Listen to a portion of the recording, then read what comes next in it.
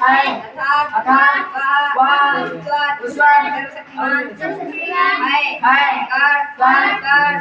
में व्याप्त है ज्योतिर्मय है सभी मनुष्यों भूत प्राणियों के हृदय में निवास करता है भगवान को भूतनाथ भी कहा जाता है भगवान सभी प्राणियों भूतों के नाथ है स्वामी है प्रभु है विद्यार्थियों देखा अपने इतना पावन शब्द है भूत कालांतर में इस पवित्र शब्द भूत को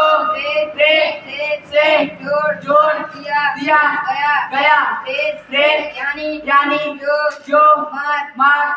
चुके हैं उनसे जोड़ दिया गया जिससे एक भय का स्वरूप खड़ा हो गया इसका मूल आशय ही हो गया भूत प्रेत चार